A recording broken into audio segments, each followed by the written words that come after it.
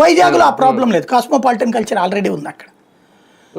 ఇంకోటి ఈ సాఫ్ట్వేర్లకి వీళ్ళకి పబ్బులు క్లబ్బులు ఎంజాయ్మెంట్ ఇవన్నీ బ్రాండింగ్ ఇవన్నీ వీకెండ్ రియాక్సి ఇవన్నీ వైజాగ్ అయితే బెటర్ కాబట్టి వాళ్ళు చూజ్ చేసుకుంటారు. ఇక 99 పైసలు ఎందుకు ఇస్తున్నారు అంటే బేసిక్గా ఫ్రీగా ఇస్తున్నారు అంతే. ఎందుకు అది లీజ్ కాదు అనుకుంటా, అమ్ముతున్నారు అనుకుంటా 99 పైసలు.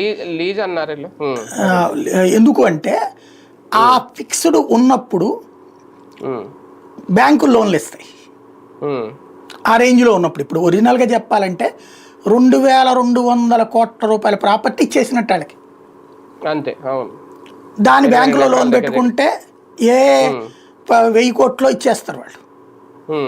ఆ బిల్డింగ్ కట్టడానికి 100 కోట్లు చాలు. ఆల్రెడీ మీరు ఒక్కసారి గుర్తుకు తెచ్చుకుంటే నేను వీడియో చేశాను, మనం గతంలో డిబేట్ కూడా చేసాం. సాఫ్ట్వేర్ కంపెనీలన్నీ కూడా సెకండ్ 2 టైర్ సిటీల వైపు కాన్సన్ట్రేట్ చేస్తున్నాయి, ఈవెన్ సాఫ్ట్వేర్ ఇంజనీర్లు కూడా. ఎందుకు అంటే జీతాలు హైయెస్ట్ అంటే 70,000 నుంచి 1,50,000 మధ్యలోనే ఎక్కువ మంది ఉంటున్నారు సీనియర్స్.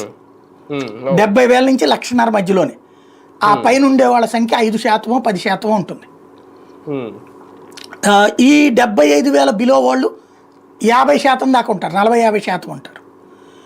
ఈ 70,000 to 1,50,000 మధ్యలో ఉంటున్నటువంటి వాళ్ళు ఈ మధ్యలో ఉన్న 50-60% ఉంటారు. ఈ వర్గానికి వీళ్ళు మంచి ఎక్స్పర్ట్లే, నాలెడ్జబుల్ పర్సన్స్, సీనియర్లే. వీళ్ళ జీతం ఆ 25,000తో బిగిన్ అయ్యి ఇక్కడ దాకా వచ్చారు. కానీ వాళ్ళు